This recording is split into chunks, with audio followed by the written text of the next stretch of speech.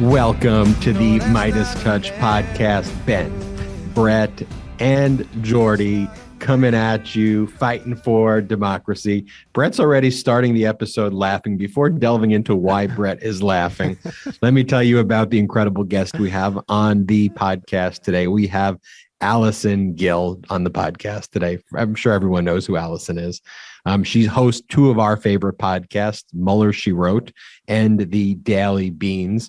And we're going to delve deeper into Gill's background, though. She was a veteran, is a veteran, PhD, former federal government executive who was terminated in retaliation for her political stances under the Trump administration, a comedian, an author, and a staunch advocate for the democratic resistance. And we're going to dig deep into her story about how she got started, what she thinks about the January 6th committee's investigation, and more. But let me toss it over to you, Brett. What's so funny? So a couple things are funny to me today, and some of these things are funny to me every time. But at the beginning of every show, what people don't hear because the music is playing, That's Not America song is playing, is Jordy always counts us in, and his countdowns are always just the voice he makes when he does the countdowns are always very unique. I get really excited. Yeah, maybe I'll play an example of. Should we listen to one of them? I go back to my theater days. Listen, I think the last episode, you even brought it even more. So I'll play a clip from last episode of Jordy counting us in just to see what we get a taste of before the show starts. 3 and 2 and a 3, 2, 1. Welcome to the MeidasTouch Podcast. I mean, there you go. I start us off on a good note. Hey, start us off at a bang. You make me smile. So that's number one. Number two is the fact that Ben is in another unidentifiable location. Where in the world is Ben? Ben, are you in a stairwell today? Are you at a coffee shop? Are you in a bunker? You look like you're in a bunker. Yeah, what's going on? Okay, I'm not in a bunker. Let me tell you, I've been to New York. I've been here on business. So for the Allison Gill interview, I want to apologize to all our listeners in Midas Mighty. You're just going to have Brett and Jordy do that interview. Some would say that's an upgrade. Our viewership just skyrocketed when you said that. Thank you, Brett. So I've been in New York. We had a big announcement yesterday that Spike Lee is going to be directing the Colin Kaepernick multi-part docuseries on ESPN. Huge. As everybody knows, I'm Colin's attorney and business partner across all of his endeavors. And so I flew out on a red eye to be there for the filming. And so we were on set, and I'll continue to be on set for the filming. And so that's why I'm not going to be. You sent us some really cool photos yesterday from you being on the set. So we'll let our YouTube viewers, let's pull up some of those photos that you sent from this. Are we allowed to show these? No, you're not allowed to show them. Those are just brother photos. Those will come out at a later time. Brett just showing family photos. We just put them up. Could they actually not be up? We're not doing the photos up yet, but those are just family photos. Pull the photos. Pull the photos. Those are family photos. Coming down. But you could put up the photos of Colin sitting courtside with Spike Lee at the Knicks game. I was there for the filming. This is going to be incredible. You not get the invite to the game, or what happened there? Yikes. All right. It was Colin and Spike Lee in the front row. I was exhausted because of the red eye, and so I went to sleep early. Anyway, let's get into the news. You guys just gang up on me when I'm not there. And then because this room that I'm in right now is like a small office space, my sound reverbs if I don't talk directly into the microphone. And so for those watching me, I'm like literally eating the microphone like it's a ice cream cone. And so for those listening, you will have to just imagine me literally eating the mic. But let's get into the news. We have a lot to discuss. I want to talk about really the leadership under President Biden to start. And like Biden doesn't get enough credit on a ton of things. But again, tough on foreign policy. It was announced that Biden and the American military killed the ISIS leader in Syria. Biden said that the counterterrorism operation in northern Syria took out ISIS leader Ibrahim al-Hashimi al-Qurashi and that all Americans returned safely from that operation. Quote, last night at my direction, U.S. military forces in northwest Syria successfully undertook a counterterrorism operation to protect the American people and our allies and make the world a safer place, Biden said in a statement. Thanks to the skill and bravery of our armed forces, we have taken the battlefield to Abu Ibrahim al-Hashimi Kashari, the leader of ISIS. I think that's strong. I think the difference in the statements that we see here compared to previous administrations, we didn't see, we killed him like a dog. You don't see those sort of just crazy and self-aggrandizing statements from Biden. I think it shows you that there's so much going on a daily basis that we're not even cued into. And this has been, I believe, months in the planning. We're still, as we speak, finding out more about this. But basically from the initial reports, and I will note that initial reports are often not fully reflective of the final reports when all the research is done and all the investigations are done. But as Ben said, the leader of ISIS killed, it seems like we surrounded the compound. And as we were getting close with our ground raid after we surrounded the compound, it seems like the guy blew himself up and killed civilians in the process. And so that sort of seems to be the story that we are getting right now. I feel like we hear this sort of every couple of years. The leader of ISIS is killed. The leader of ISIS is killed. I thought Trump said he did away with ISIS. So, always surprising to see that they still exist. But yeah, it's like a game of musical chairs with these leaders. And that's got to be the most unenviable position on the planet. Who wants to be next? Who wants to be the next leader of ISIS? Step on up. That job has like an expiration date of what, like a year and a half? 2 years. Yeah, but all these people think they're martyrs when they take the job, so they raise their hand, man. They're sick people, and what a wuss, what a fucking wuss that guy is to strap a bomb on himself, or I don't even know if it was a suicide bombing like that. Again, initial reports so hard to make out what he actually did, but then he blew up his house with his family and his kids in it, trying to get the U.S. soldiers who were there. I mean, what a jerk, man. Yeah, and I want to have a basis of comparison here. So while Biden is pursuing an aggressive foreign policy abroad, and having important wins there, Republican leadership, we should be looking in Texas. We can look at Florida. Let's just talk about these governors for a second. Let's just talk about Greg Abbott.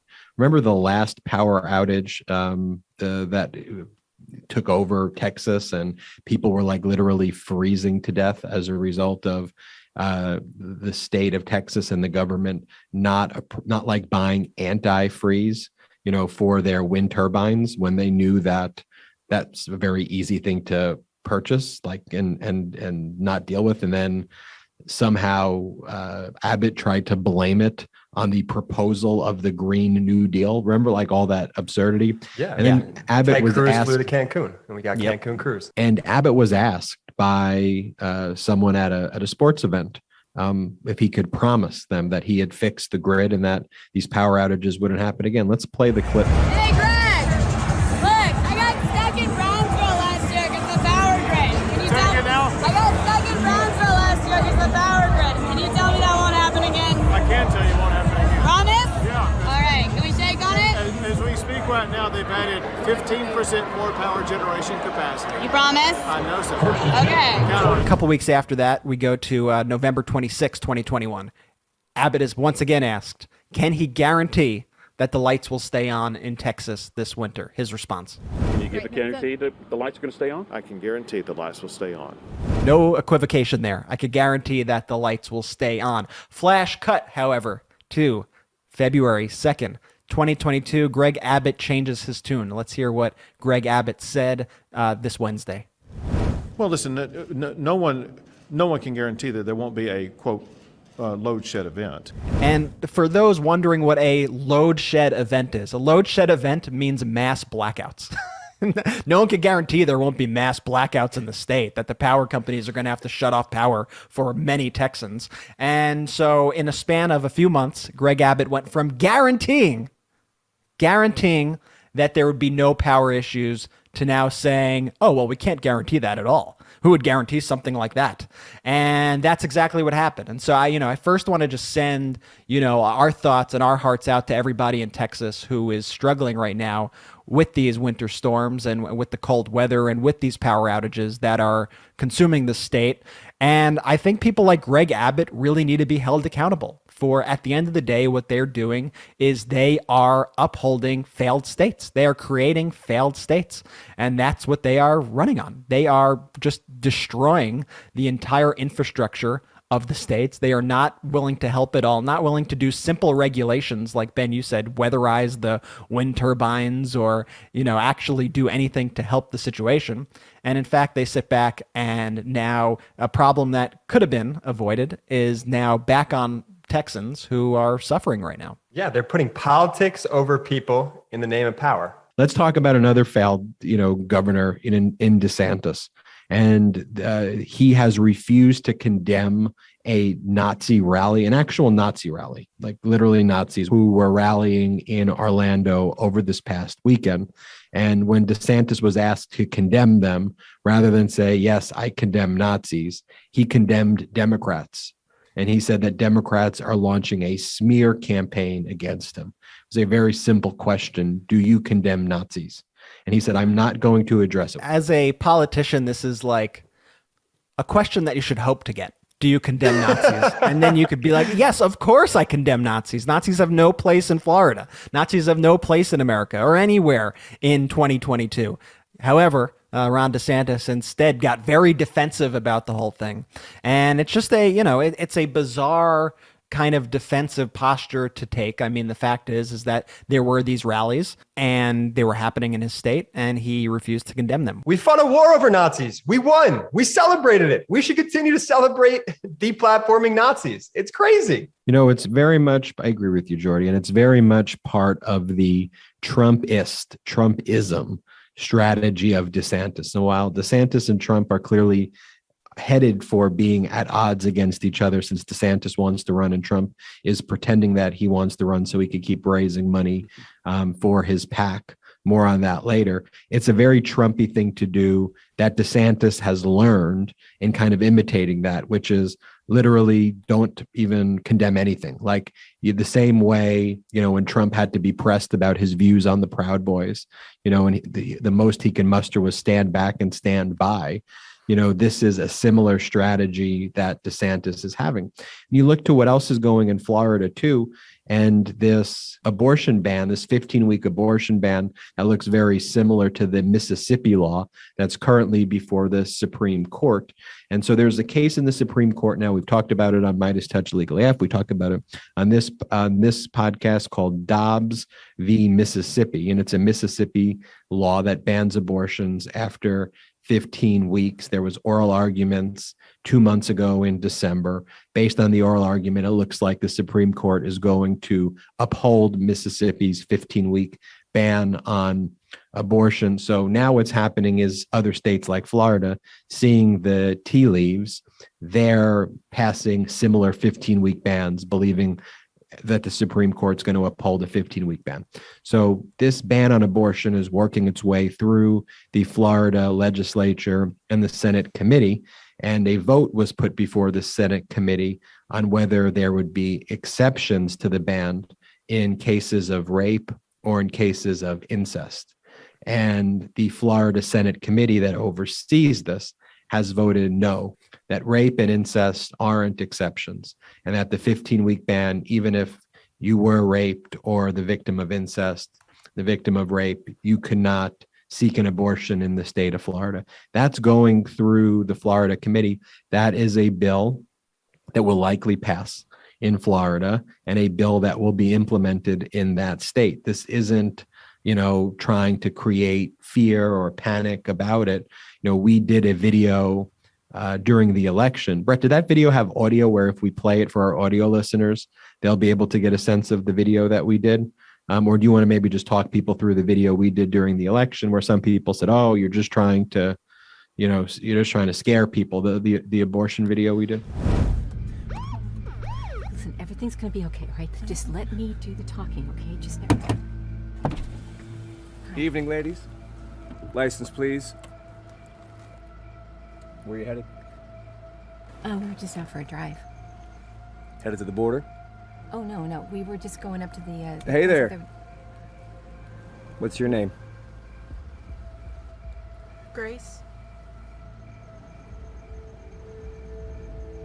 Are you pregnant, Grace? Step out of the vehicle. She does not have to. Yes, she does. No. Show me your hands No. on the wheels, please. Grace, step out of the vehicle. On the wheel. It's okay. The video shows a mom and her daughter. You don't really know what the situation is when you're watching it at first. And the mom and her daughter are traveling from one state which bans abortion, and they're trying to travel into another state that doesn't ban abortion when they're pulled over by police asking them where are they going, and basically threatening to imprison them for leaving the state together, and seeing if the daughter is pregnant. Lots of people said, oh, you're just trying to scare us. I mean, it was a very impactful video. You're being hysterical. But that's exactly what is going to happen. The abortion bans being proposed are wildly unpopular when you poll people. People support the right of childbearing persons to choose by margins of 60 to 65% supporting the right to choose. But nonetheless, these radical right extremist states are going to pass these abortion bans, period. And the Supreme Court is going to uphold Mississippi. The Supreme Court may totally overturn Roe v. Wade, making states being able to do bans at 6 weeks. And by the way, what I predict is going to happen is that the Texas rule, SB 8, which is the bounty hunter law, the Supreme Court did something so insidious, because what the Supreme Court did was they ruled that SB 8 could be challenged federally, but they remanded the case to the Fifth Circuit so that the Fifth Circuit Court of Appeals, which is very conservative and radical right, I should say, would have the ability to then ask the Texas Supreme Court for a determination about standing of certain people to sue. So the short of what all that means is the ability to challenge SB 8 would be delayed for about a year. And what's going to happen within that year?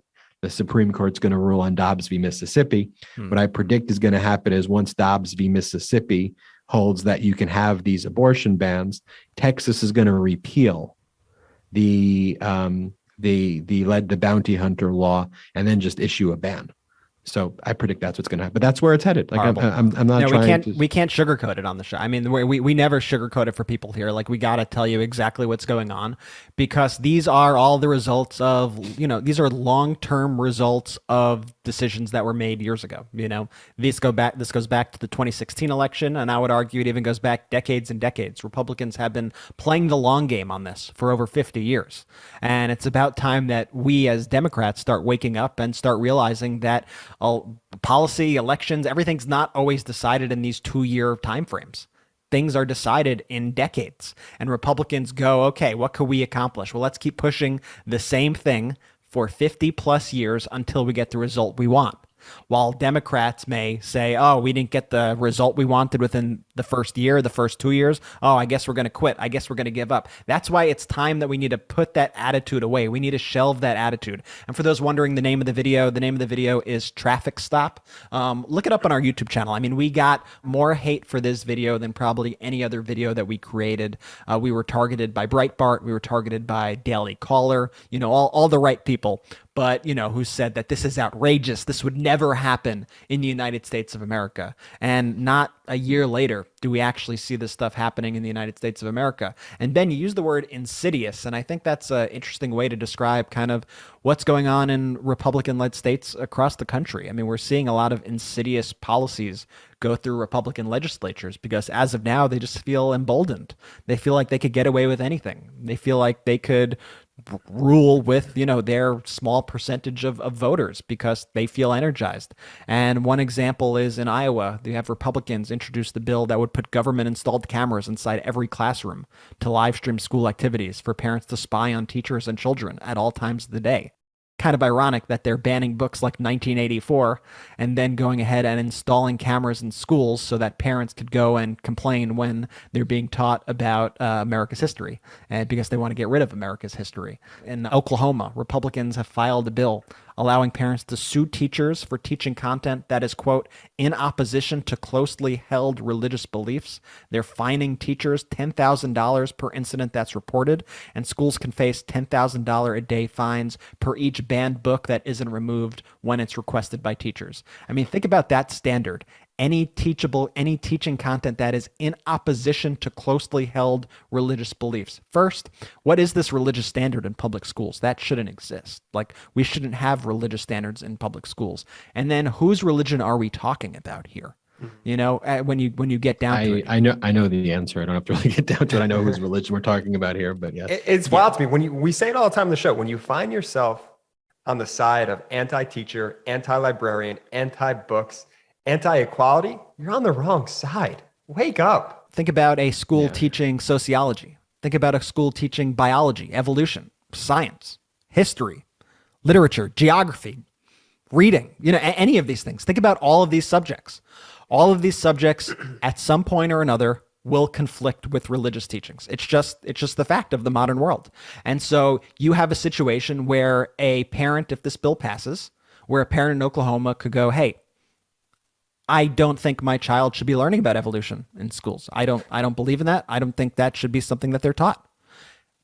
And then if the teacher and the school doesn't stop teaching it because this parent is offended, then that teacher could be fined $10,000 a day, and that school can be fined $10,000 a day.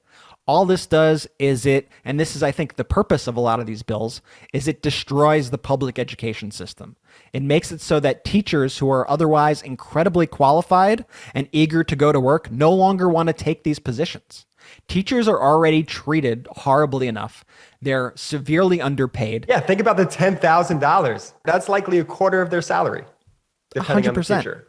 And instead of fining teachers $10,000 a day, we should look into giving teachers more money so they don't have to be reaching into their own pockets to buy school supplies for their kids, or buy books, or buy whatever it is, so their pencils, whatever, you name it, so that their students need to learn. But instead, they're targeting teachers and they're targeting the public school system. And I think it's just horrible. And these are really fascistic tendencies at the end of the day, right? There's a reason why this radical extremist GQP supports Viktor Orban in Hungary, why they're supportive of Putin. Like, it's the same mentality of what they're really trying to create. Like, they know with a free and fair election, you know, with the way our country, where most people in the country want to be, that they will never win an election, this radical extremist right wing. And so the way they're trying to do it is destroy education to try to, you know, historically, like what they want to create and what they've always been supportive of, but what they really want to create is an apartheid system and minority rule through manipulating and breaking the law and creating this generally white supremacist style leadership that looks like South Africa did during apartheid. Like, that's what they want to create. And all of the signs and what they're creating is there. It's like the television show that everyone was like, oh, that can never happen here. Mm-hmm. Handmaid's Tale. Yeah, Handmaid's Tale. Like, honestly, Handmaid's Tale, in some ways, it's a very similar ideology to what exists here. That's why I had to stop watching the show, to be honest. Like, I stopped watching a couple seasons ago because I was like, I feel like I'm living it a little bit. Like, not that it's that extreme right now, but I feel like that's where the country's heading. Like, it became too realistic for me. No, there's no doubt about it. But you know, to everybody listening to this, again, you are the solution. Like, we shouldn't look to other locations of like, oh, that's happening, this is happening. Like, you are the solution.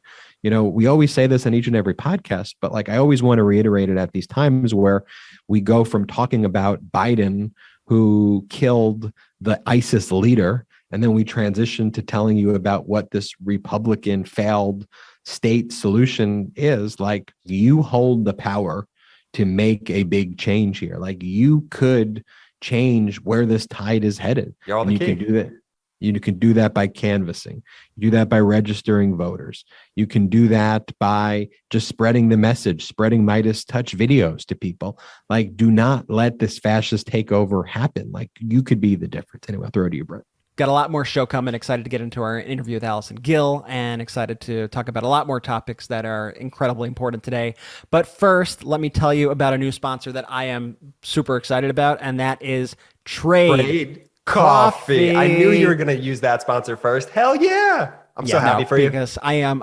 This is Trade Coffee. This is like so happy for you, Brett. It's truly one of my favorite moments as a podcast host, you guys. 90% of the coffee from the grocery store is actually stale. You heard that right. They don't want to tell you that.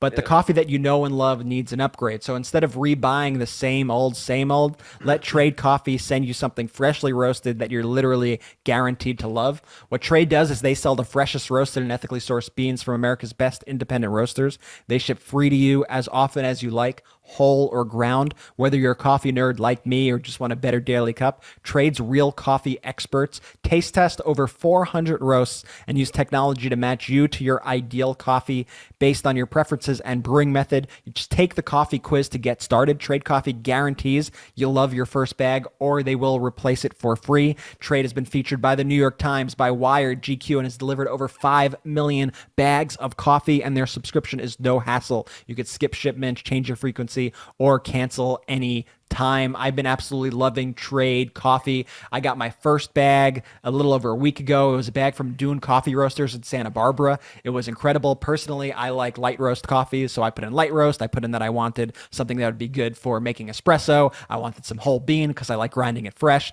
They got me a bag that was really like one of the best bags of coffee I got. Yesterday, I got a new bag from an Illinois roaster. I'm super excited to dig into that once I finish my Santa Barbara bag. Barista Brett. Yeah, no, I made a macchiato this morning. I'm holding up my cup. Super excited. The coffee was incredible, and I want you to enjoy it as much as I do. For our listeners right now, Trade Coffee is offering a total of $20 off your first 3 bags when you go to drinktrade.com/Meidas. So get started, take their quiz at drinktrade.com/Meidas, and start your journey to the perfect cup. I want to talk about some other news that came out this week. So according to CDC Director Dr. Rochelle Walensky, unvaccinated people are 97 times more likely to die of COVID than those who are vaccinated and boosted. I'm just going to have to do my own research on this.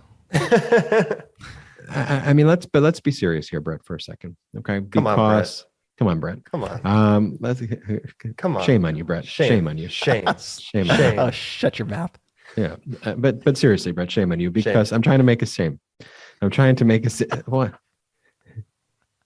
Okay, I'm being really shameful. So I'm trying to make a serious point here, because to me, whenever you shame on you, Brett. I'm just sorry. I just have to shame you one more time.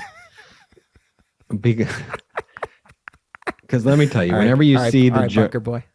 Okay, shame on you. So whenever you see on Joe Rogan, when you see any debate, like, to me, if I were to go on a show like that, I think all you need to basically say is, I'm not even having a debate with you. Unvaccinated people are 97 times more likely to die of COVID than those who are vaccinated and boosted. Okay, so stop talking to me about any other fact. There is no more debate, period. At the end of the day, there's stats like that. We'll call the hospital. This isn't a debate.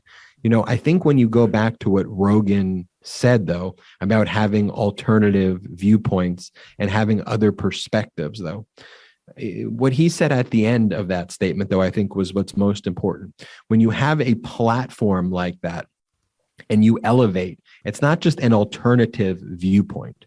It is a wrong viewpoint. It is an erroneous viewpoint, and then he gives other examples of things where he goes, well, the science was wrong on this, or the science was wrong on that. Look, the science was wrong on masking. No, it wasn't. The science was never wrong on masking.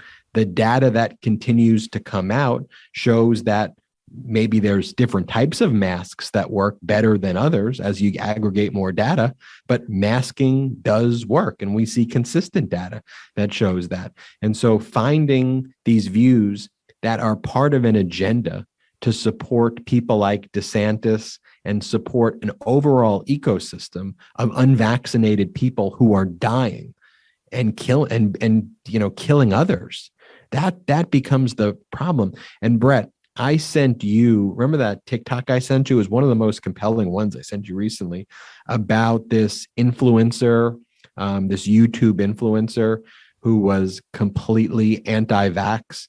And there's so many videos like this, but this one like really hit me hard, who then got COVID, went through the process where they had to be put on a ventilator, and they're, chronicled the experience and said, I just wish I would have gotten vaccinated. Yeah. I wish I got boosted. I'm about to die. Please let everybody know to get vaccinated. And sure, you may as an unvaccinated person be lucky and not die, but you're exposing yourself to the chance of death, and you're exposing others to the chance of death. It's just so upsetting to me where this debate in the name of what too? In the name of what? Owning the libs? I mean, really, you're hurting yourself and your family by not getting vaccinated. That's all there is to say. And there was a story recently about that officer, Robert LeMay, I think his name was, who Fox held as a hero. This was a guy who was on Laura Ingraham's program. Laura Ingraham. He was on Laura Ingraham's program, and he was on like numerous Fox programs, just talking about his decision to refuse to get the vaccine. Yeah, I mean, he died. He died of COVID. And Fox has not mentioned it since. They had him on TV every single night. He was their hero. Yep. He was the resistance against the vaccine movement, and he died. And then Fox all of a sudden just moves on. And I think it just shows you how callous and how careless and how much these people don't give a shit about your lives.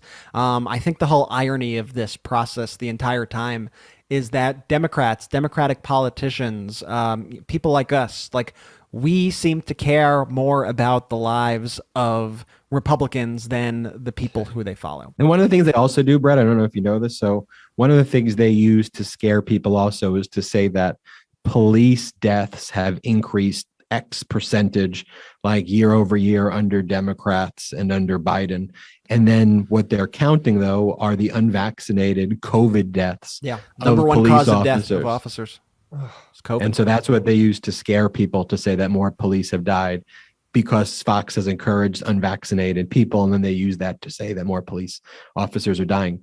Another thing I want to talk about too, Brett, before bringing in Allison, our guest for today's podcast, is I'm not sure if you saw this, but Supreme Court Justice Neil Gorsuch is going to be speaking at the Federalist Society, where he's going to be joined by Governor DeSantis. He's going to be joined by Mike Pence. The media has been barred from this event. And so you have a Supreme Court justice who's about to rule to essentially overturn Roe v. Wade, meeting with the Federalist Society, a private group that influences Supreme Court policy, with politicians, Pence and DeSantis there. And these are the people. By the way, Neil Gorsuch refused to wear a mask during the oral arguments about Biden's vaccine requirements or testing requirements, which the radical right extreme court struck down, which was also part of this Federalist Society agenda. Federalist Society is this group of radical extremists who come from law school. They start trying to train you in law school to have these radical views and train you to become radical right extremist judges who espouse these like anti-diversity, pro-military guns in schools, this real radical agenda. And so now you have, though, this merger of the Supreme Court, which has basically no credibility at this point, this current Supreme Court. I mean, it's a complete sham Supreme Court. It's just so sad for me to, like, going to law school to see a Supreme Court that, like, is supposed to rule on precedent and, like, the law and take the Constitution seriously.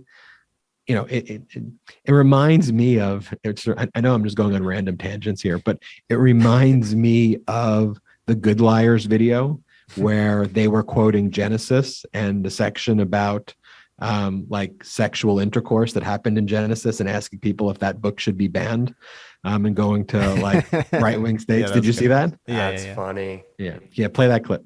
There's a book that we've seen that's in libraries and lots of schools that features a story of two daughters having sex with their dad. Oh, wow. They get their dad drunk to have sex with him.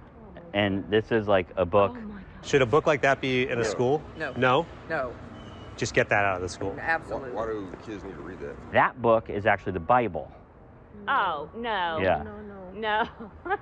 They clearly haven't read the Bible. They clearly haven't read the Constitution. Yet, and they desecrate the flag every day by putting Trump's face on the flag. Like, it's just a complete sham radical part. Like, if you were, let me ask you this, Ben, if you were 17, 18, young Ben here going into college, you think you would have pursued law just looking at what a bunch of phonies we have at this upper echelon of the courts in the US? They're running such a mockery of the profession that I know you hold so near and dear.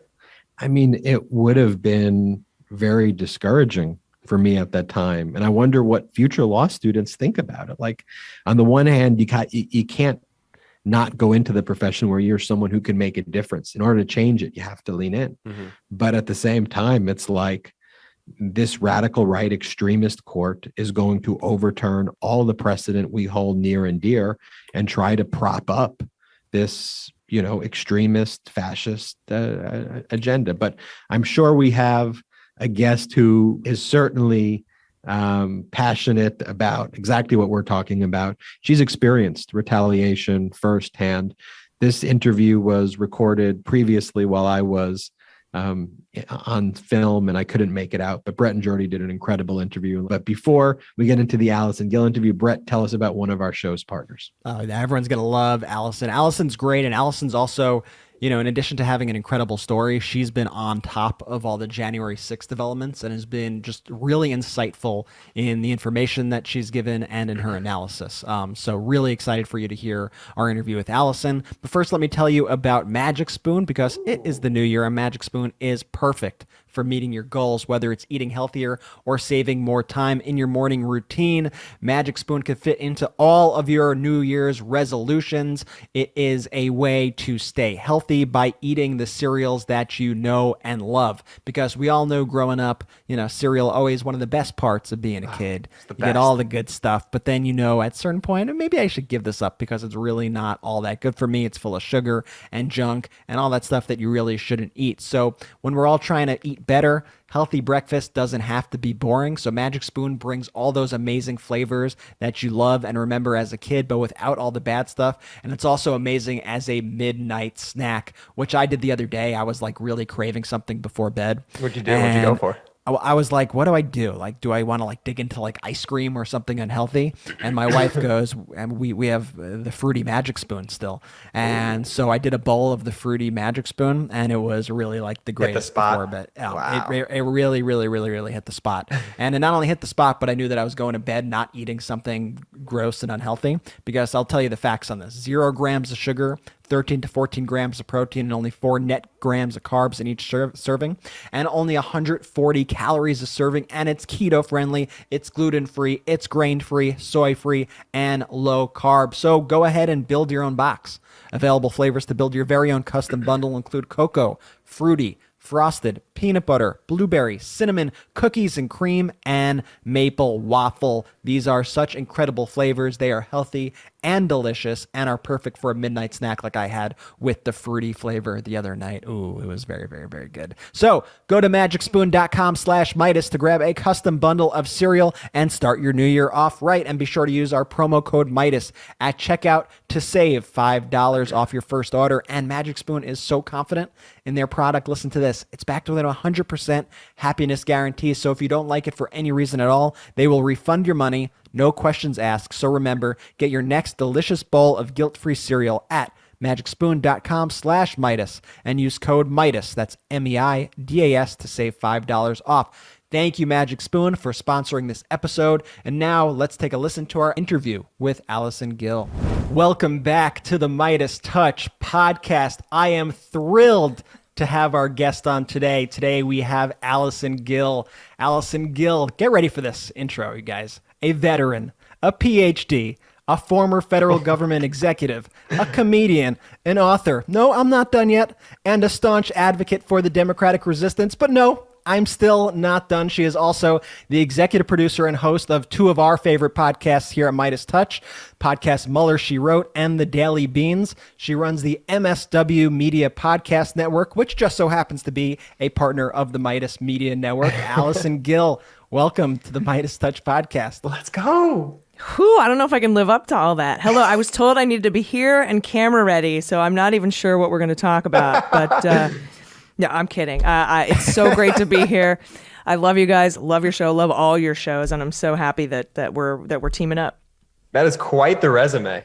It's super exciting. Yeah, I feel like that. And that's the interview with Allison. Thank you so much. We covered it. We covered it all. So, I mean, Allison, just reading that bio alone, I mean, you've had quite the journey here. I know you came from a military family. You decided to join the Navy. You worked for the Department of Veterans Affairs. You're a comedian. You now run one of the most successful podcast networks out there. I would just love, what's the Blinkist version of, what's the quick version of that story? How did you get to where you are today? Nice Blinkist reference. Like there we go. I don't even know if they're a sponsor today, Brett. Today's show is brought to you by... So how did I get here? Oh my gosh. Well, Navy, and then from the Navy to working for the government, I took the oath of office the same day Obama did. When he was campaigning, he was encouraging people to be of service. But since I was already out of the military and a disabled veteran, I couldn't go back to the military. And I was probably too old. But I said, I'll go work for the Department of Veterans Affairs. So we got to take the oath of office the same day, and that was kind of cool. My oath was a little different from his, but same idea. And I didn't faithfully execute the duties of the President of the United States, but close. I mean, super close. Pretty close. And then around 2017, the Mueller investigation started, and exactly in May of 2017, and around October, they started showing all these Watergate documentaries, and I'm like, I bet there's going to be a lot of Mueller documentaries. I want to get in on this. I want to, because I was going around to 10 different news outlets to get my Mueller news, and I was like, I bet everyone wants their Mueller news in one place. So I decided to start a podcast. And the day that the Manafort and Gates indictments dropped, I set up a couple of crappy Audio Technicas in my kitchen and sat down and recorded the first episode. And then the Trump administration investigated my podcast and me, and then they pulled the old Mick Mulvaney trick where they moved my job across the country. And I decided not to go. So the fun part, though, is, working for the federal government, you're bound by the Hatch Act. You can't fundraise for anyone. So right around March 2020, when they dismissed me, finally, I was out from under the Hatch Act and got together with a group of other podcasters. We raised $500,000 for Biden and Harris and Ossoff. You're and like, Warnock. okay, I'm not bound by the Hatch Act anymore. I'm not going just in. I'm going all in on this. I'm jumping in. Yeah. So, Trump, you're going to fire me? Well, I'm going to fire you. Yes. Let's pause on that for a moment, because I don't want to gloss over that fact. You create what becomes one of the most successful podcasts out there covering the Mueller investigation. You were working for 11 years at the Department of Veterans Affairs at this time? Yep. And then they catch wind of this podcast, and how do they came to you and said, hey, is this you? What actually happened behind the scenes there, where you went from, okay, I'm working for the Department of Veterans Affairs, I'm doing this podcast, I'm trying to get valuable information out there, and all of a sudden now my boss is saying that I'm in trouble and I'm fired. Well, right. So I'm like most government officials. I'm very into ethics and not running afoul of any laws. And so I hired some lawyers to help me, advise me on how to not violate the Hatch Act and how to, be ethically correct. And so I made sure that I only worked on the podcast in my free time, nights and on weekends. And then in April of 2019, my new bosses flew out after the Trump administration had been put in. They flew out and said, we're moving your job across the country. And I'm like, cool, I'm taking my 12 weeks then, because I had 12 weeks of leave saved up. And I'm like, great, fire me. I'm taking 12 weeks, and I thought they'd fire me before that 12 weeks was up, but they brought me back. And on August 6th, I got a phone call from my boss, which I thought was going to be, hey, welcome back. We'll catch you up on what's been going on since you've been out. But instead, they were like, this is a fact-finding investigation and blah, blah, blah. And I'm like, well, great, I need a lawyer. And they're like, no, you're not entitled to representation. They denied me representation twice. They could do that? No. And so then I just started answering their questions because I hadn't done anything wrong. Sure. And it was so lame courtroom, but Republican lame courtroom drama. They were like, okay, I'm going to need you to open up your laptop and go to MuellerSheWrote.com. And so I go and they're like, click on hosts. And I click on hosts and they're like, is that you? And I'm like, yeah, I was really trying to hide it by having my big picture on the homepage with my name. Really stealthy, really flying under the radar here. You know me. I'm like, yeah, AG, picture of me, Allison Gill. Way to go, Sherlock. So I'm like, yeah, that's me. And I'm like, wait, I really think I need a lawyer. And they're like, no, you know. And I'm like, okay, yeah, that's me. And then the funniest part, I mean, I'm terrified too, because I'm like, have I broken any rules? Have I broken any rules?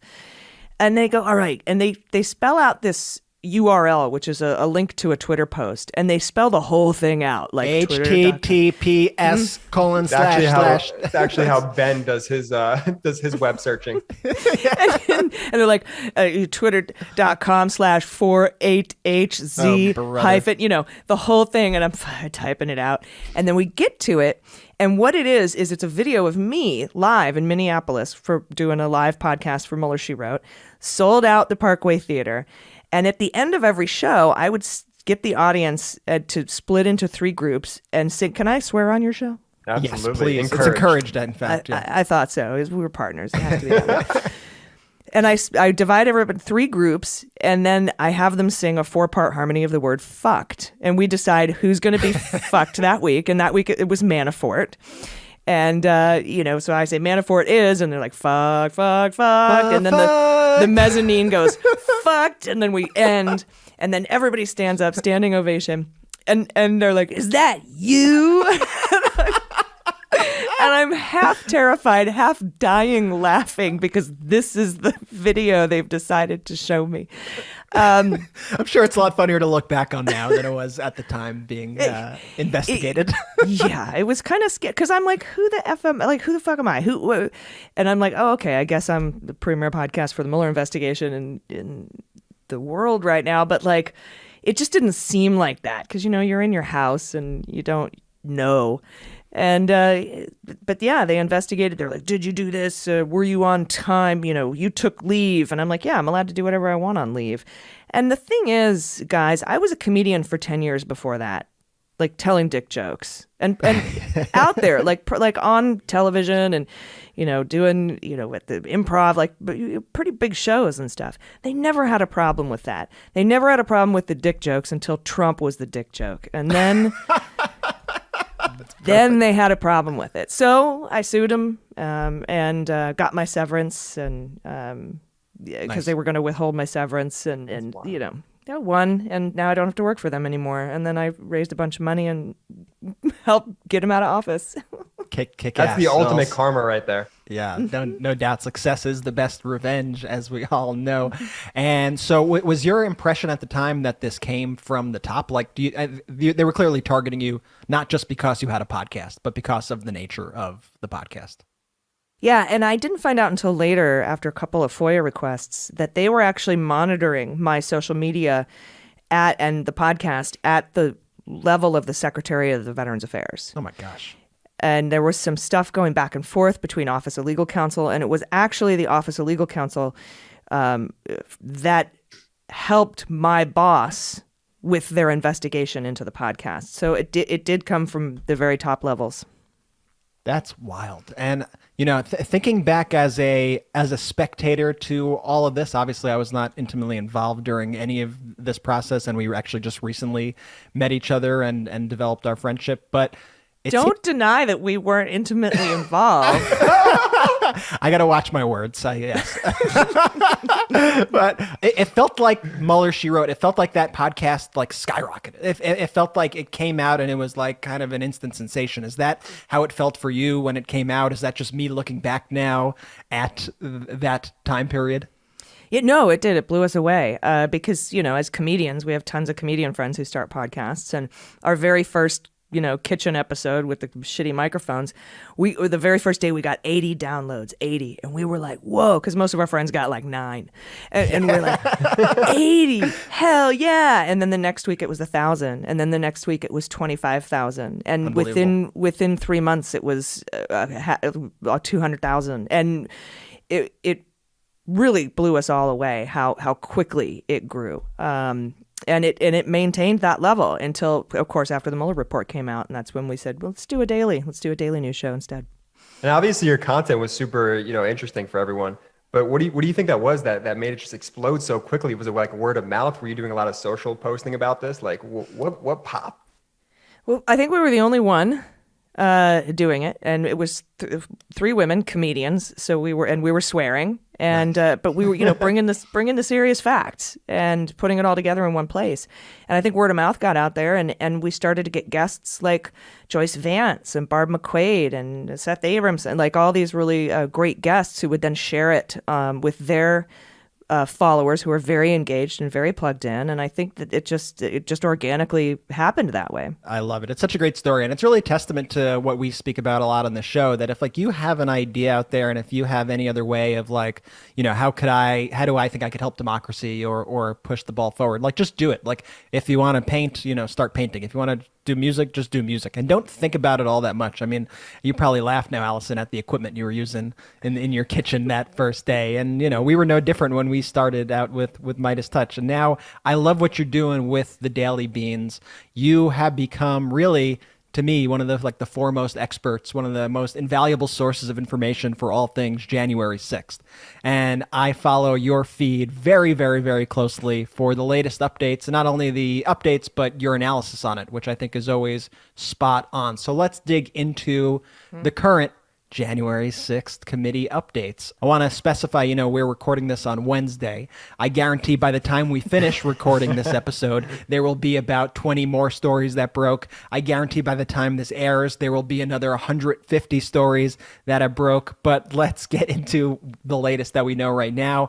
Breaking news is that January 6th committee member Jamie Raskin says the timeline for the start of public hearings is most likely April. We've been hearing that it's going to be early this year, early 2022. First, what are your thoughts on the timeline? That's kind of when I expected it. I mean, they have now over 475 witnesses, tens of thousands of documents to review and hours of video. They've added 40 people to their staff with the new tranches coming over from the archives, probably to tape them back together because Donald Trump tore them up. To go through all that, this is just a massive, massive investigation. And to be able to go through all that, pick out what you need, the important parts, put it together in a presentation. It's going to take a minute. And so, it's the same, virtually the same timeline as the Watergate hearings. And so, they're very thorough. And I honestly, all of the great legal minds that are on that committee and working in tandem with that committee, I trust them, and I trust that they know what they're doing as far as the timing goes and as far as putting the case together goes. So I back whatever decisions they make. And so, not only is it important that they research and get all the information, but I think the importance of these public hearings is that they put on a little bit of a show. A lot of people look back to Watergate and they say that those public hearings were the things that helped finally shift public perception in the way that it needed to shift. What do you think that these hearings need to deliver to the American people? Or are we just so polarized at this point that they might not even be able to have that effect at this point? No, I think they'll have a similar effect. And I don't think it'll be the same because we didn't have social media and Fox News and everything back during the Watergate hearings. Everyone was just sort of, I wonder what's going on. And then they come out and tell you what's going on and everyone's like, whoa. But because of Fox News and social media, I think that people who are so far right, Trump supporters, are just entrenched, and now it's to the point of cult-like. And I know you guys have a show with Dr. Hassan, and it's when I spoke to him, I was like, "What do we do?" He's like, "Well, the worst thing you can do is tell them they're in a cult because they're just going to dig their heels in more." And so I don't think that those are the minds that are going to change. The minds that need to change are the middle, the independents, the fence sitters. Those are the folks that need to know, we're really in the weeds in this, but there's a lot of people out there who aren't familiar with exactly what happened leading up to January 6th. All this 7-state conspiracy, this giant hub and spoke conspiracy that we're learning more about every day. And that's what needs to be presented. And it needs to be presented in a digestible way, a way that doesn't put people to sleep. And so, I mean, that was one of the reasons we started the Mueller, She Wrote podcast. It's like, this stuff is snoozeville. We need to, get people interested in it. And so that, I think, is what is going to have the most impact on the public. And then, of course, the referrals to Department of Justice, if they're not already, which I think they are, investigating all this. Yeah, I agree with you there. And I think it's an important point also, whenever we hear, well, why hasn't the January 6th committee made any arrests yet? That's not their job, right? This is a fact-finding committee, and at the end of the day, they will make referrals to DOJ based on the information that they find. Yeah, these hearings are their sole job. To put these hearings on, that's their sole purpose. One of the interesting things I saw Wednesday morning was that Jeffrey Clark actually testified in person before the January 6th committee. Our listeners may remember that Clark was appointed acting head of the DOJ Civil Division in September 2020. He tried to overturn the results of the election with Trump. If you watched our coup in plain sight video, he was the one who drafted that phony letter to Georgia that just flat out lied and said that there was a fraud in their election and that they should consider, redoing it, basically. Why do you think he's speaking, and what testimony do you think Clark could provide? Well, he was subpoenaed a while ago, and then he was like, I'm sick, bro, I can't come in. And they're like, okay. And then they rescheduled it. And he's like, I'm still sick, bro. and I'm like, okay. And now they finally got him to come in. And because he doesn't want to be, because he would definitely be referred for criminal contempt of Congress. And so I don't know if he's going to plead the fifth on a bunch of stuff.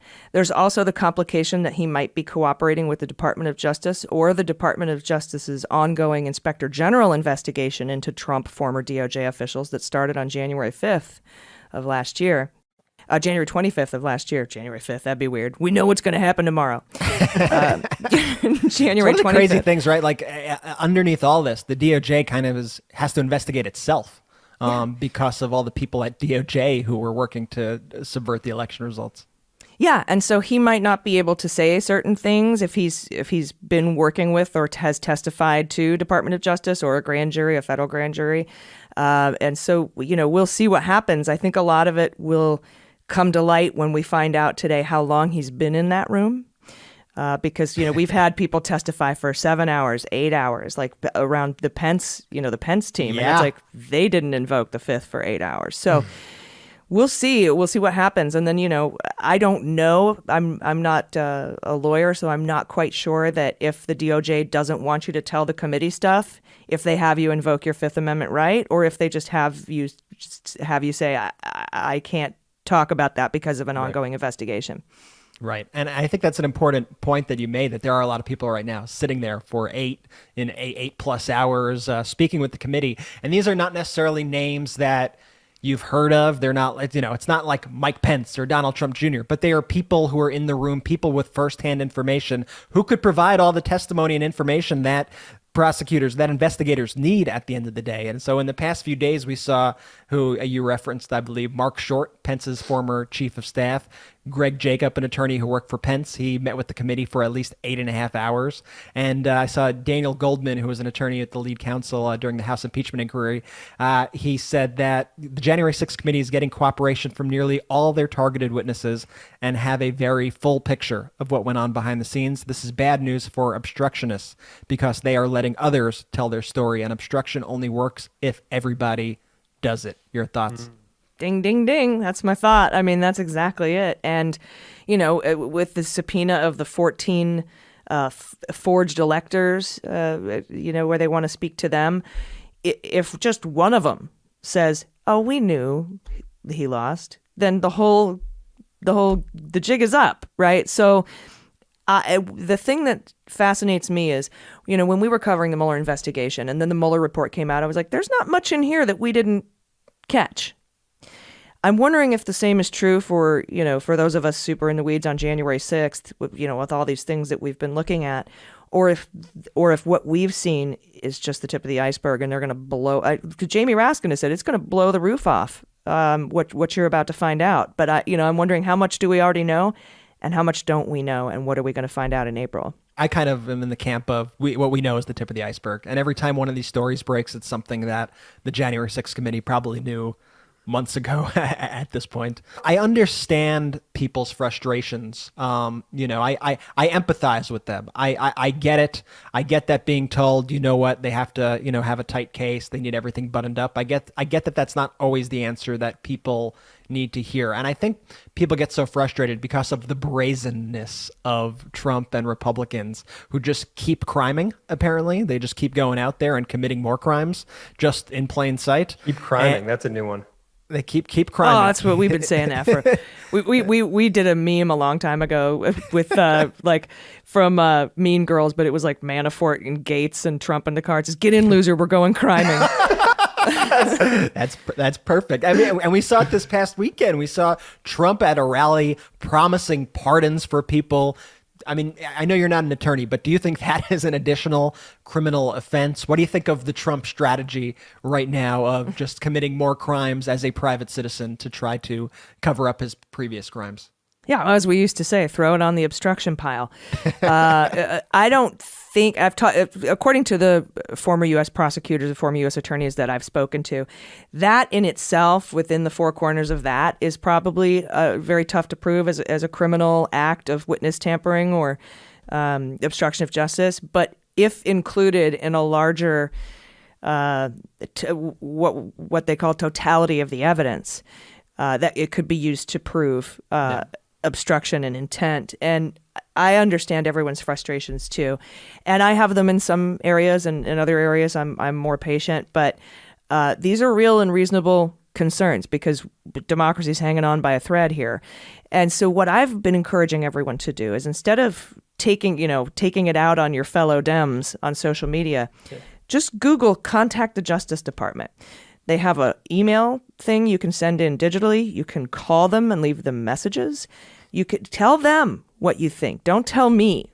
Tell them. And if we can flood the Department of Justice with calls from the public, I don't know that it would what impact it would have, but it would certainly have more impact than yelling at me about it on Twitter. Yeah, I think at least above all, we have at least everybody, on our side, so to speak, wants justice, and we all do. Yeah. It's a debate about whether should Trump have been arrested, literally whisked off the stage on January 6th and taken and thrown in a car, or is the process happening as it should? But at least on all those sides, no matter where on the spectrum you are, we all want justice here. We are not the lawless party here who is just running around committing crimes. But one of the things that you mentioned that you've been critical a little bit of is that you tweeted, I asked the Justice Department and our U.S. Attorney at USAO DC to bring the obstruction of justice charges laid out in Volume 2 of the Mueller report, or to explain your declination to do so. Failure to consider it is a dereliction of duty. So why do you think Garland never brought these charges that were laid out for him in the Mueller report, these obstruction of justice charges?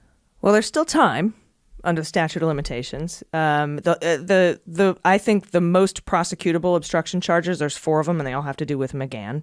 McGahn gave his testimony in May, several months after Merrick Garland even came into the picture, but also several months before we got a U.S. attorney in D.C., Matthew Graves, who would be the one to bring those charges.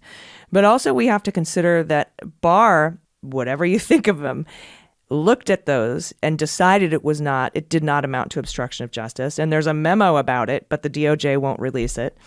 And so it's probably more difficult to overturn the previous attorney general's determination about the criminality of obstruction of justice than it is to just pick it up and run with it if he didn't do anything. Right.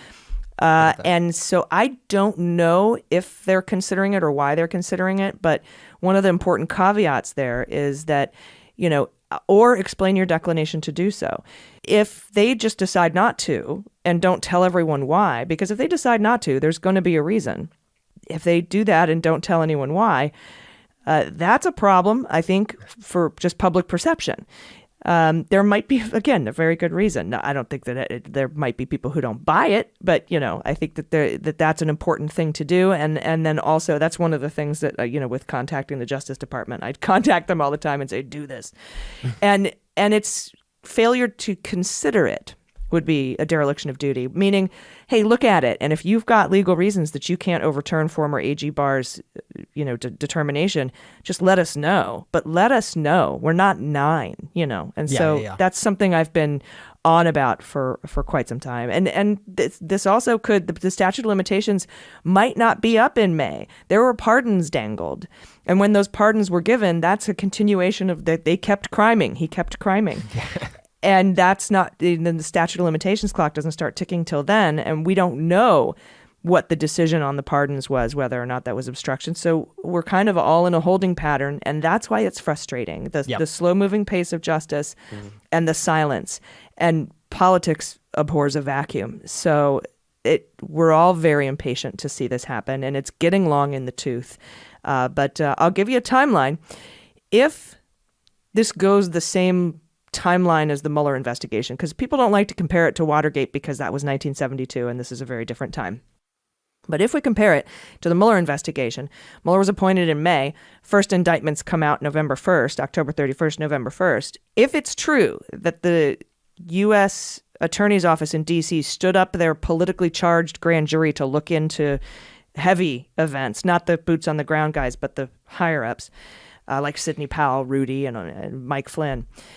If that timeline is the same, then the first indictments, not on Trump, but like Powell, Rudy, that would all start happening in March if those timelines line up. And this is a much broader investigation. So we'll see what happens. But it's getting to feel like it needs to be soon. I say this to the brothers all the time. It's like, I don't know how schools teach Watergate with the severity of the issue that it was brought to us when we were learning it growing up.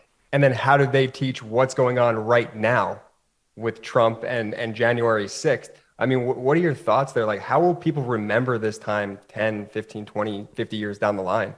I don't know, but if they do documentaries about it, I want to be in it. No. It's going to be, I think, the January 6th, I think the coup in plain sight, which, by the way, the video that you did is amazing. Thank you. Is going to sort of drown out the Mueller investigation. It's like Mueller investigation was bananas, but it's peanuts compared to the coup. And so I think that if you look at the way Adam Schiff talks, that's the way I think history gets remembered. The way he talks. Remember that speech he gave on the floor on the well of the Senate? He does not care. He's this. You do your thing. And I'm like, that right there, that's what history is gonna remember, and that's how I think it's going to be written, provided we can keep our democracy, because otherwise it's going to be written by the winners. That's an excellent point as well. I want to take a step back. So it felt like the Pence team was almost eager to testify, right? They spent however many hours it was. Now, do you think like that had anything to do with these crazy statements that Trump keeps releasing about Pence? Like, his team's like, holy shit, if he's going to go after Pence this hard, he's going to eventually hit us. We're all going to get wet from this lunatic saying that the VP could have overturned the election. So, I mean, what are your thoughts there? Were they eager to testify against Trump? Yeah, and I think that's, and they wouldn't do it without Pence's okay. Here's what I'm hoping. I'm hoping Pence is realizing somewhere, like, nobody likes me. 0 people like me. Aww. The independents don't like me. The Democrats don't like me. The Trump base certainly hates me. I can't get them back by defying, helping, tell the story about what went on. But if I do, I could be the John Dean of this whole thing. I could be the hero. I could get 6 more people to like me. I won't be one of them. But he would be in a much better place to do that. The only thing is he strikes me as a coward. I'm not sure if that's going to be enough. You can't be a coward and a hero at the same time. You have to admit that you've done something wrong, and it seems really difficult for him to do that.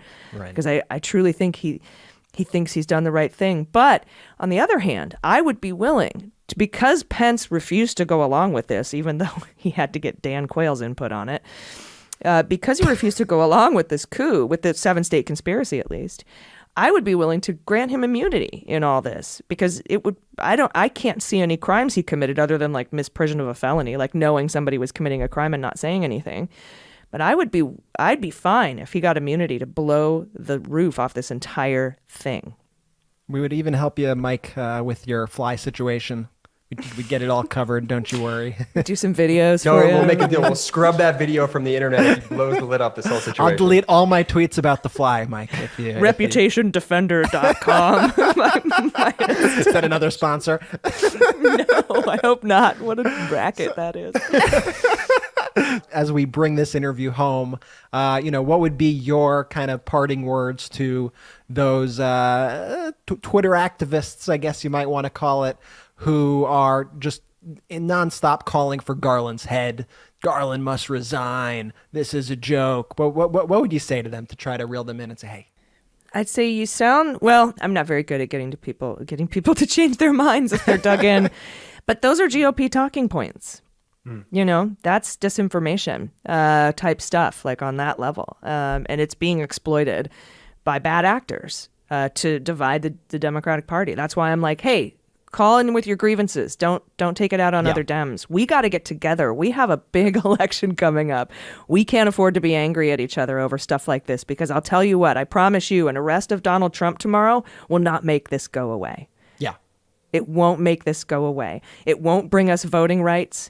It won't win us the 2022 midterms. It won't save democracy. It'll help, and it'll help deter things in the future. And it's absolutely necessary to hold those accountable that did this. But, you arrest Trump tomorrow.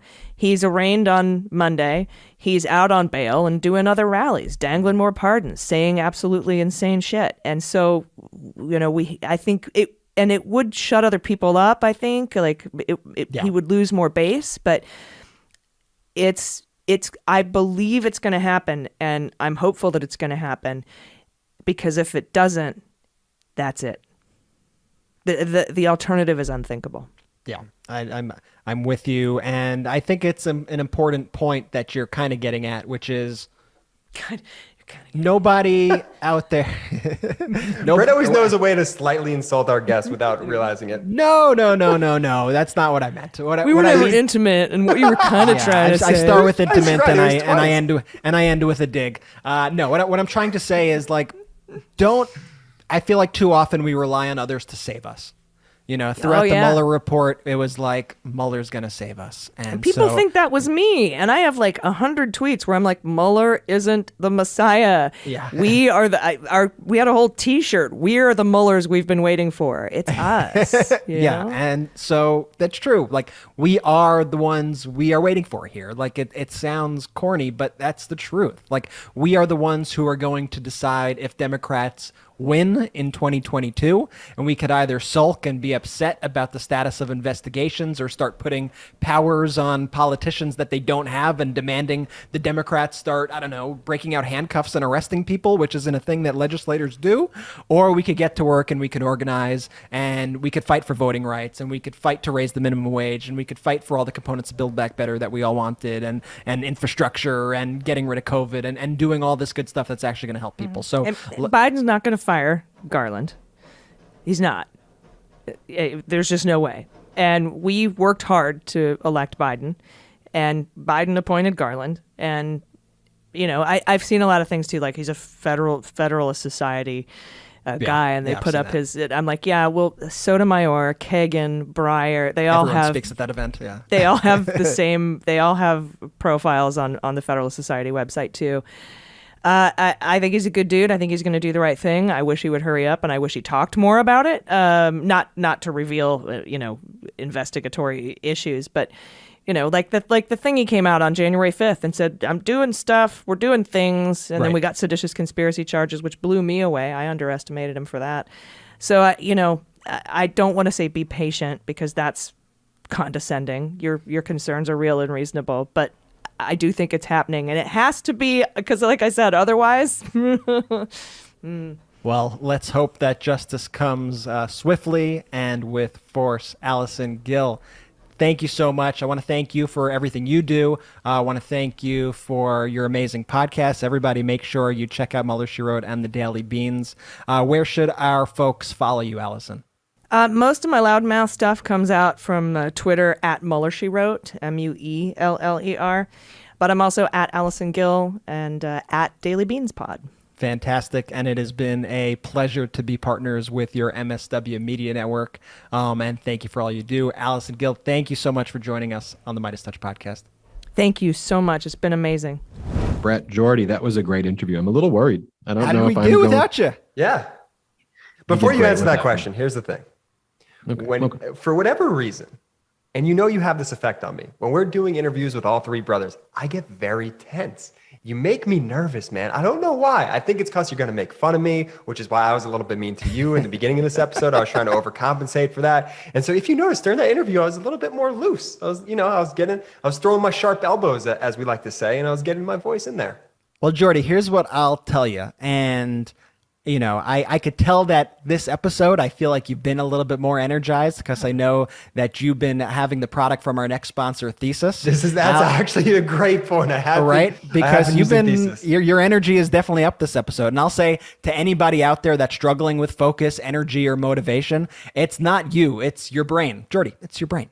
So Thesis helps you take control of your mind to create habits that last and get a little help if you need a boost. Thesis makes personalized supplement formulas that are specifically designed to boost cognitive function. It's based in the science of nootropics, which are natural and powerful ingredients. Think caffeine, ginseng, B12. These increase productivity, focus, energy, and mental clarity. So you feel energized without the crash. You cut through that brain fog to think clearly or get a little help with motivation to find your flow. And it's such an easy process. When I went on Thesis, I just took their 3-minute quiz, and Thesis recommends high quality nootropic formulas that are unique to you and your goals. So you may say, hey, you know, I get tired in the middle of the day. I have trouble waking up in the morning, whatever it is. You tell Thesis all the information and they will send you products that are designed to fit your needs. Over 60,000 entrepreneurs, lawyers, engineers, busy professionals, and parents have used Thesis to get better results at work and home. So imagine what you could do with Thesis. And right now, Thesis is offering our listeners 10% off your first starter kit when you visit takethesis.com/Meidas. That's takethesis.com/Meidas, MEIDAS. Take the quiz, discover your unique nootropic combination, and save 10% on your first starter kit. That's takethesis.com/Meidas. Make sure to use our URL to let them know that we sent you, and the results will speak for themselves. I promise you. Ben, Jordy, what's next on the docket? Next on the docket, what's this event, Brett and Jordy, that we have Trump and Pence will be speaking out together? I need to find out more about this. This just sounds so insane to me. So there is some sort of event happening Friday in Florida. It's a GQP event that's about, this is from the invite or whatever statement they made. It's about, quote, constitutional principles and the rule of law. And apparently you have Mike Pence and Donald Trump both speaking at this event, obviously now like mortal enemies, or I don't know what do you even want to consider them? As we spoke about with Allison, it's been very curious recently how many Pence aides and Pence attorneys, people who were very closely in Pence's circle, are now speaking with the January 6th committee. And advisors say that Pence is not going to back down at this event, and they say that he is going to defend his decision to certify the results of the 2020 election at the event. So we will be monitoring this closely. We will see what happens. Obviously, Trump in the past year has, just a year ago, he wanted his followers to hang Mike Pence, and he has been threatening Mike Pence ever since. And so, I think it's going to be interesting to see what happens. But what we know right now is that the Republican Party is the party of Donald Trump. It is the party of lawlessness. It is the party of fascism. And I bet when Mike Pence speaks and says these things, I bet he gets booed. Bet he gets booed really hard for saying, what the law is, that he had no ability to overturn the results of a free and fair election in the United States of America.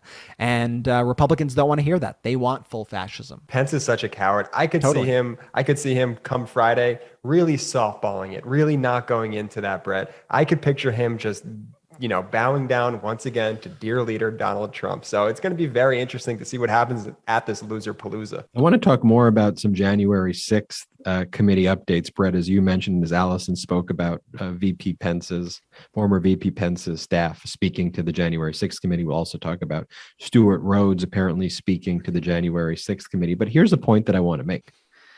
The Republican Party, because they are so spineless, they are programmed to follow the fascist leader, because the senators and members of Congress have no principles. They have no true beliefs other than their racism and their view of raw power. But here's the thing. If they were true leaders and advanced an agenda that held Trump accountable and were courageous and didn't fear, oh, he's going to say bad things about me. Oh, my God, he's going to call me a nickname that's hurting my feelings. Oh, he's going to call me Lying Ted. He's going to call me a rhino.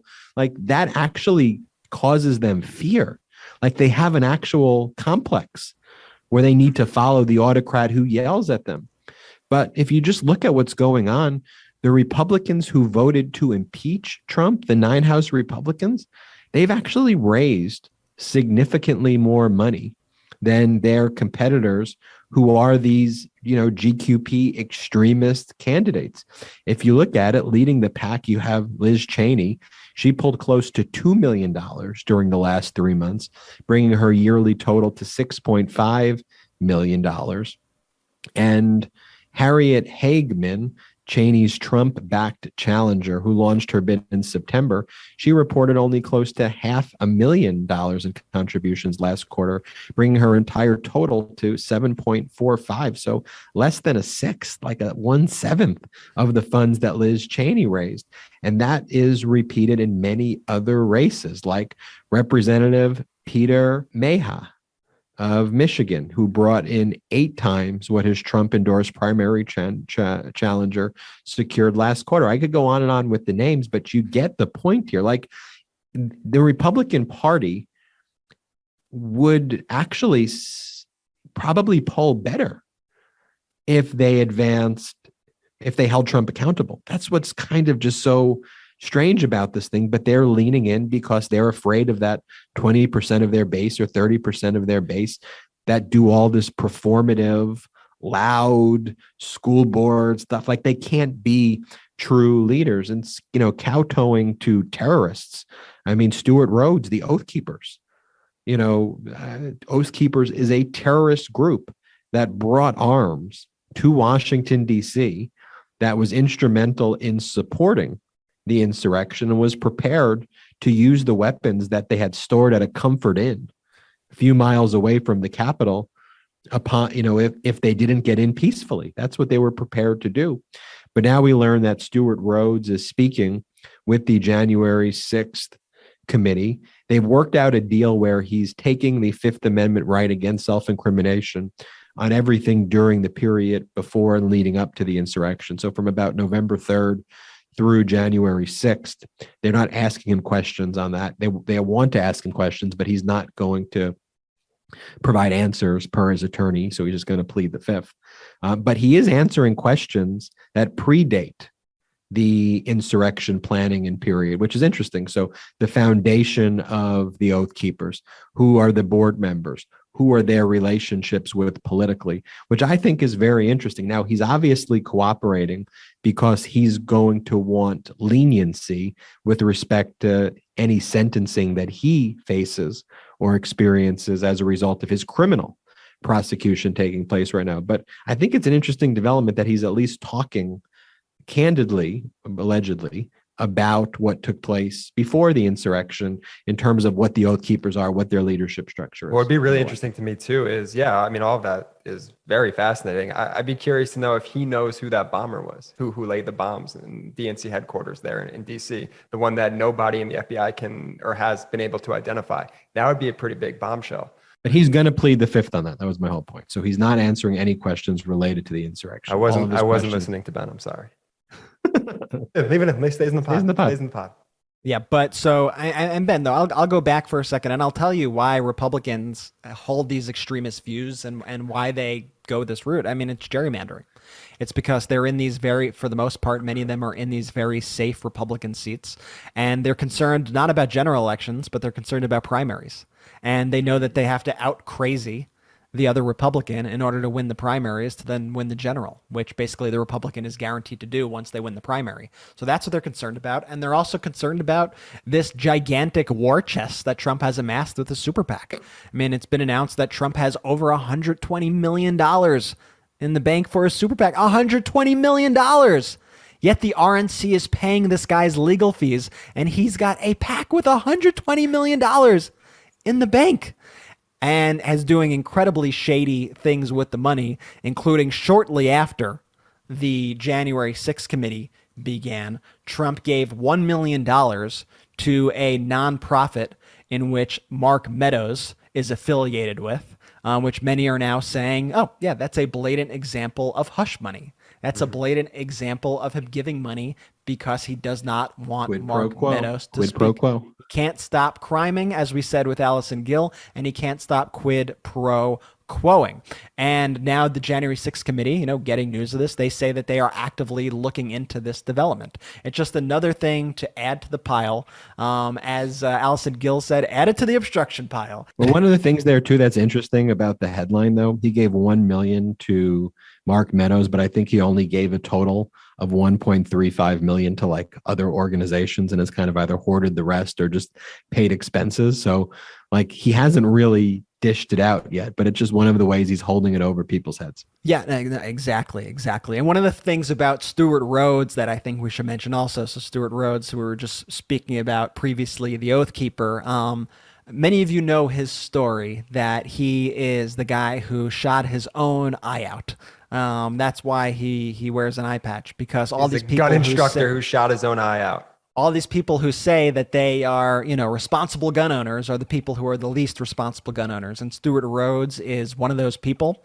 And so we have a friend, Tony Michaels. I don't know how many of you guys listen to the Tony Michaels podcast. But Tony. So he, on Friday, if you're listening to this on Friday, he's going to drop an interview, and we're going to drop the clip from the Meidas channels because he has an exclusive interview with Stewart Rhodes' estranged ex-wife and son, where they explain the actual true story as to how Stewart Rhodes shot his eye out. So I'll play you like the little short teaser clip of it right now, but look for that clip tomorrow on the Tony Michaels podcast and on the MeidasTouch channels. There is a story going around that he shot himself in the eye.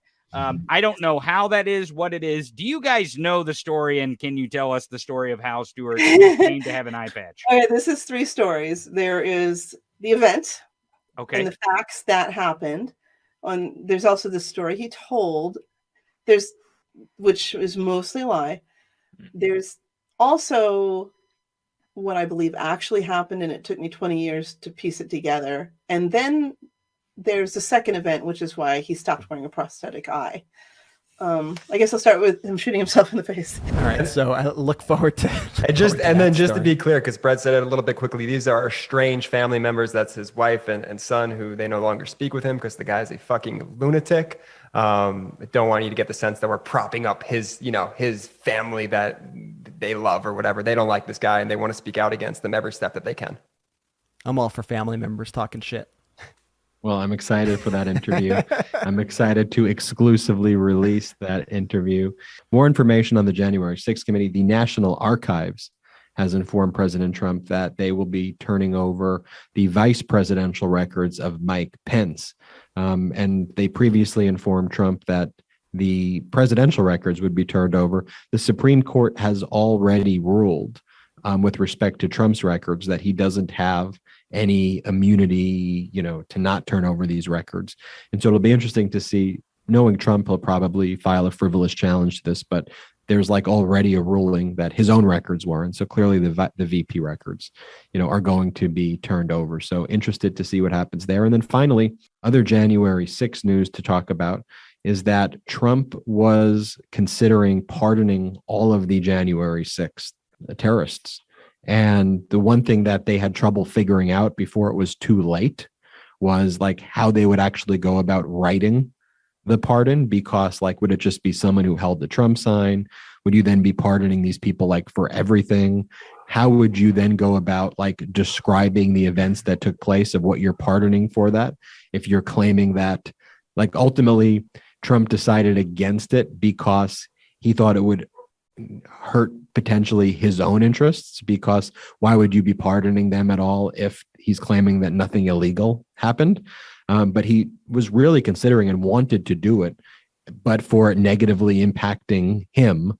But he basically said, and this is his belief, whether him or some other radical fascist type of GQP leader becomes president in 2024, that they would just pardon the January 6 people. And Trump said as much, in his speech. He's just saying it out loud what he's going to do. Like he's talking about the obstruction and pardoning these terrorists. And whether it's Trump or whether it's frankly, like I think DeSantis would pardon the terrorists. Like absolutely. Look at what DeSantis is doing in Florida with other policies. Like if it's someone like that, they're going to pardon the terrorists. It actually worked out in Trump's favor that he was unable to figure out the language to pardon these January 6 terrorists, because now he gets to run on that platform that if elected, I will pardon the January 6 terrorists. And same with DeSantis. It gives them a talking point to invoke that 31%. Here's my question though for you, Jordy and Brett. Can you imagine what the debate, like what a 2024 debate is going to look like with a Republican candidate? I don't think they'll debate. I don't think they will debate.